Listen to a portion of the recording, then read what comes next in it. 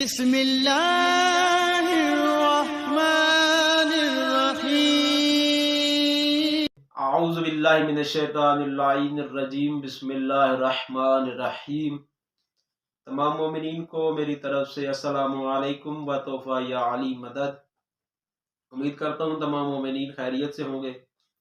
آج کا میرا ویڈیو بنانے کا مقصد عنوان امامت ہے۔ امامت کو انشاءاللہ اس ویڈیو میں قرآن و احادیث کی روشنی میں انشاءاللہ ثابت کروں گا۔ تو سب سے پہلے چلتے ہیں کہ ہمارے ذاکرین یا ہمارے علماء امامت کو ثابت کرنے کے لیے کون سی آیت پڑھتے ہیں۔ ویسے تو آیات بے شمار ہیں، بہت زیادہ ہیں قرآن میں، لیکن جو زیادہ تر آیت پڑھی جاتی ہے وہ یہ ہے، بسم اللہ الرحمن الرحیم، یا ایھا الذین آمنوا اطیعوا اللہ واطیعوا الرسول واولی الامر منکم۔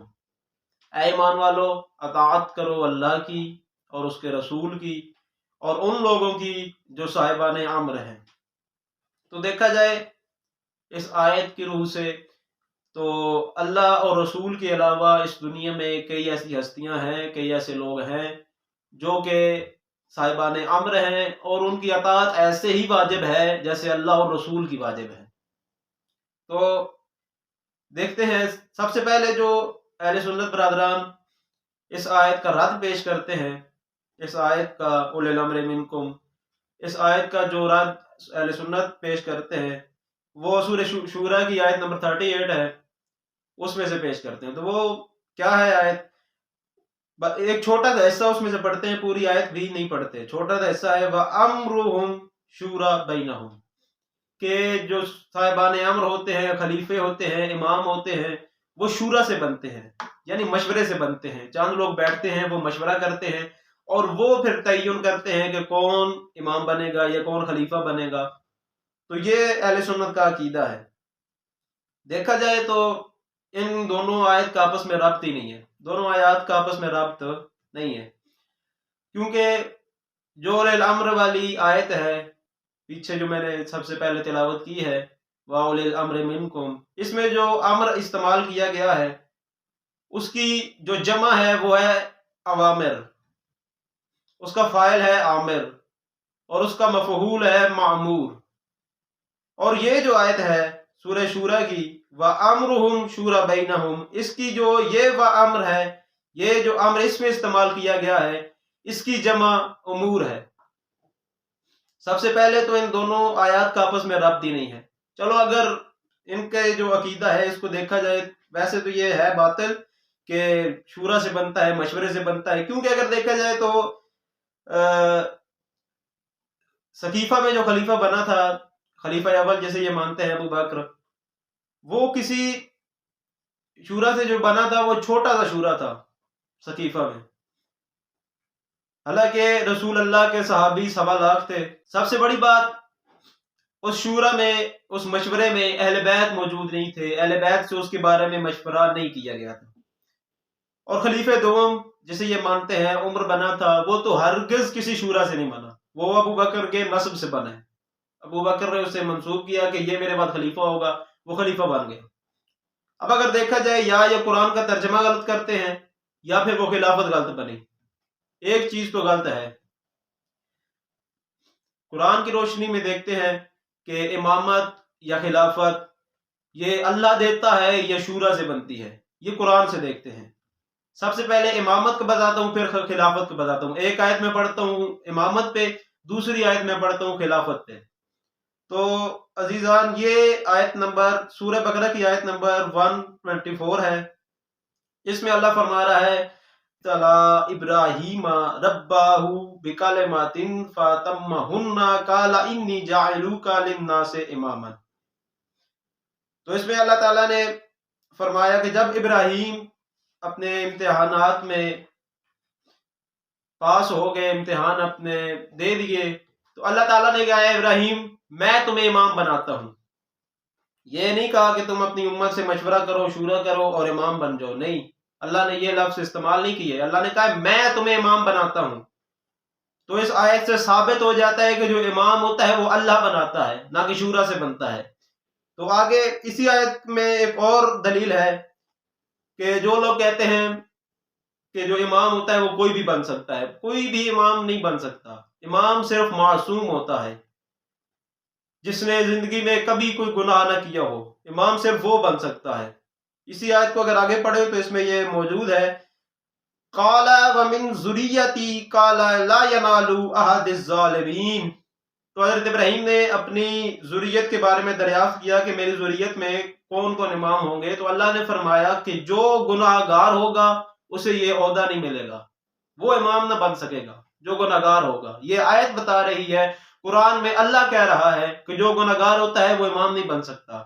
پہلے یہی آیت بتا رہی ہے کہ شورا سے امام نہیں بنتا، یہی آیت بتا رہی ہے کہ گناہ گار بھی امام نہیں بن سکتا. جی عزیزاں، تو آگے بڑھتے ہیں کہ کیا خلیفہ جو ہوتا ہے وہ شورا سے بن سکتا ہے یا نہیں بن سکتا. تو اللہ تعالیٰ قرآن میں فرما رہا ہے وَإِذْ قَالَ رَبُّكَ لِلْمَلَائِكَةِ إِنِّي جَاعِلٌ فِي الْأَرْضِ خلیفہ.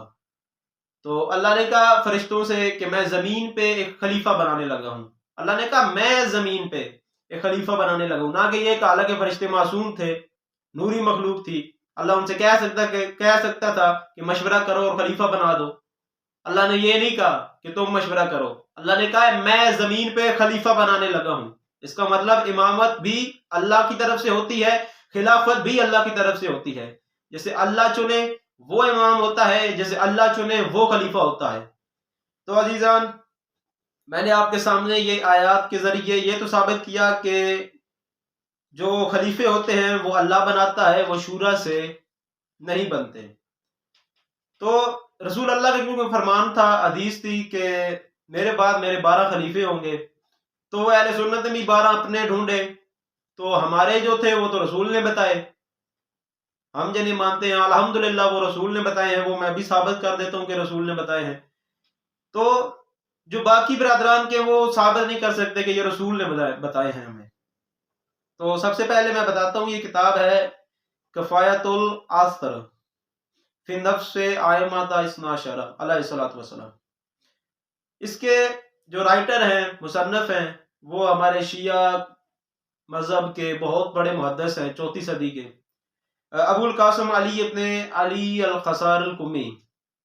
یہ اس کتاب کے رائٹر ہیں. انہوں نے یہ ساری جو حدیث ہے نا، یہ اہل سنت سے نقل کی ہیں 4 صدی میں. کوئی یہ آج کل کی کتاب نہیں ہے، یہ تو 4 صدی کی کتاب ہے. حاکم کے زمانے سے کچھ عرصہ پہلے کی یہ کتاب ہے، جب لوگ سفر کرتے تھے اور احادیث جمع کرتے تھے الگ الگ علاقوں میں جا کے. یہ اس وقت کی کتاب ہے، تو انہوں نے یہ الگ الگ علاقوں میں جا کے یہ کی ہے، احادیث جمع کی ہیں امامت کے بارے میں. تو وہ یہ ملاحظہ فرمائیں، یہ عبداللہ بن ابن مسعود سے روایت کرتے ہیں، اس سند سے یہ بات کر رہے ہیں کہ رسول اللہ فرماتے تھے یقول ائمۃ بعدی اثنا عشر، میرے بعد میرے 12 امام ہوں گے، 12 امام میرے بعد، میرے خلیفہ، میرے جانشین ہوں گے. 9 من صلب الحسین، 9 امام حسین علیہ السلام کی نسل سے ہوں گے. وتاسع مہدیہم، اور ان کا 9واں بیٹا مہدی ہوگا. تو یہ رسول کی حدیث ہے، رسول نے اپنے جانشینوں کو بتایا ہے. تو آگے بڑھتے ہیں، میں اور حدیث آپ کو دکھاتا ہوں. اس میں یہ مسروق کہتا ہے کہ ہم عبداللہ ابن مسعود کے ساتھ تھے. مسروق کہہ رہا ہے کہ ہم عبداللہ ابن مسعود کے ساتھ تھے، نعرض مصاحفنا علیہ، کہ ہم قرآن کی کاپیاں بناتے تھے، قرآن جمع کرتے تھے، اور اس کو صحیح تصریح کرنے کے لیے ابن مسعود کے پاس جاتے تھے، اسے دکھاتے تھے کہ یہ دیکھو کہ یہ صحیح ہے، یہ غلط ہے.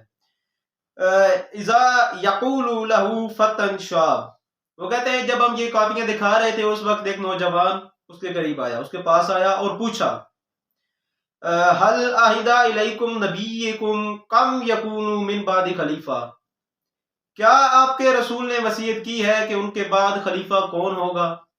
قال انک لحدث السن وان هذا شیء ما سالنی انه احدا قبلک، اس نے کہا تم ایک نوجوان آدمی ہو، ایک چھوٹی عمر کے بندے ہو، آج سے پہلے، تمہارے سے پہلے آج تک میرے سے یہ سوال کسی نے نہیں پوچھا. اچھا، نعم عہد علینا نبی انہ یکون من بعد 12 خلیفہ، نبی نے وصیت کی تھی کہ میرے بعد میرے 12 خلیفے میرے جانشین ہوں گے. بعد نوکبائی بنی اسرائیل، ان میں جیسا کہ 12 نقیب بنی اسرائیل کے تھے، بالکل ویسے ہی میرے بھی 12 خلیفے ہوں گے۔ اچھا تو آگے بڑھتے ہیں۔ تیسری حدیث ہے، یہ ابو سعید خدری سے ہے۔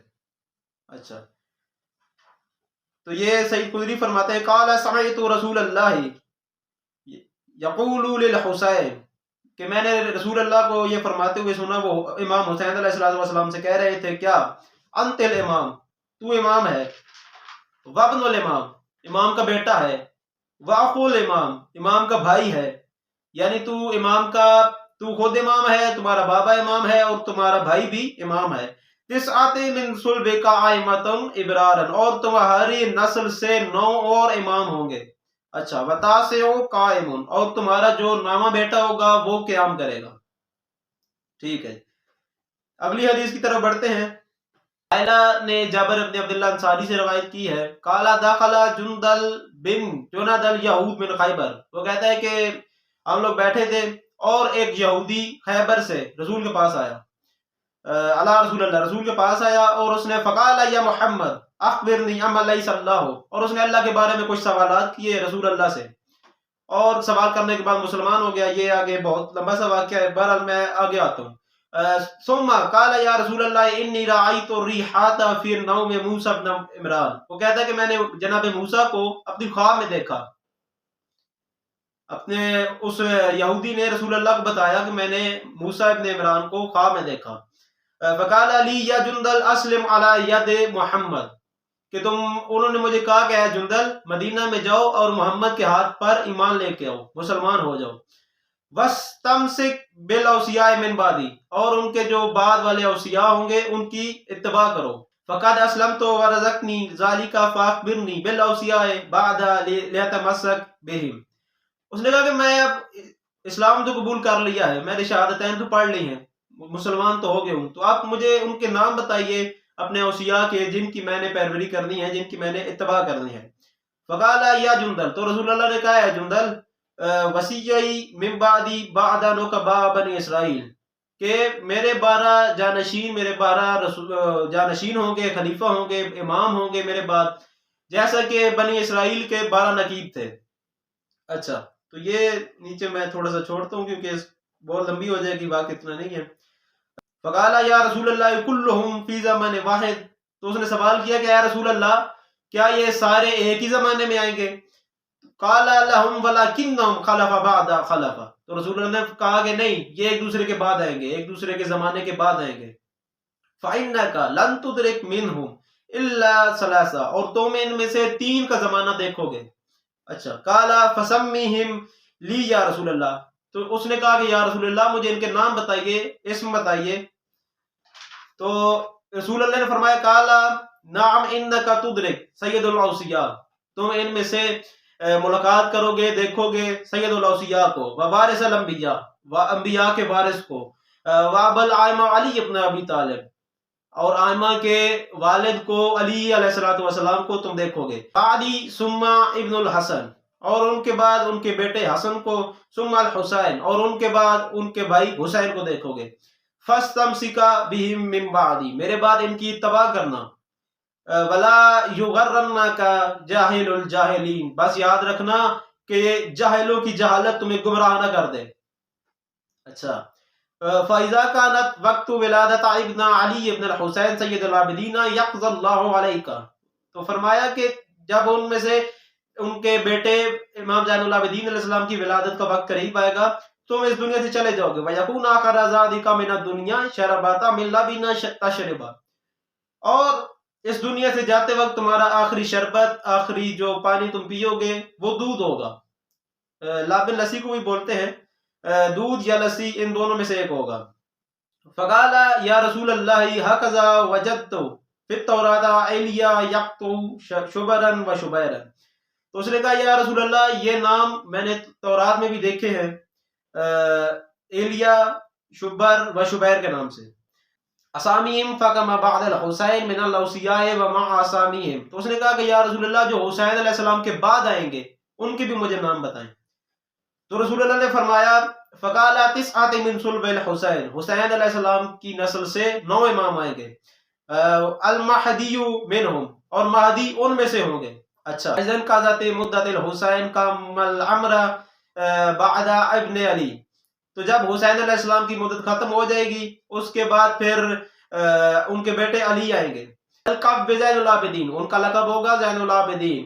اور ان کے بعد ان کے بیٹے آئیں گے محمد جن کا لقب ہوگا باقر. ان کے بعد ان کے بیٹے آئیں گے جعفر جن کا لقب یدعا بالصادق، جن کا لقب ہوگا صادق. ان کے بعد ان کے بیٹے آئیں گے جن کا نام ہوگا موسیٰ اور لقب ہوگا کاظم. ان کے بعد ان کے بیٹے آئیں گے جن کا نام ہوگا علی اور لقب ہوگا رضا.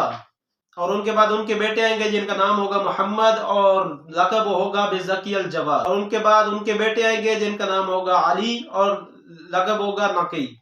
اور ان کے بعد ان کے بیٹے آئیں گے جن کا نام ہوگا حسن، اور پھر ان کا امام غائب ہو جائے گا. فقال یا رسول اللہ هو الحسن یغیب عنہم. تو اس نے سوال کیا جندل نے کہ یا رسول اللہ جو غائب ہوں گے کیا وہ حسن ہوں گے؟ تو رسول اللہ نے فرمایا ولیکن نہیں، وہ حسن نہیں ہوں گے بلکہ وہ ان کی نسل سے ہوں گے، ان کے بیٹے ہوں گے. تو یہ عزیزان میں نے احادیث کی روشنی سے اپنے 12 امام الحمدللہ ثابت کر دیے ہیں. رسول اللہ کی احادیث میں نے آپ کے سامنے بیان کی ہیں. تو اب کوئی شک نہیں رہ جاتا، کیونکہ جو رسول کی زبان پہ شک کرے وہ تو دائرہ اسلام سے خارج ہو جاتا ہے. تو عزیزان میں اب آپ سے اجازت چاہوں گا. الحمدللہ رب العالمین و توفیق علی مدن.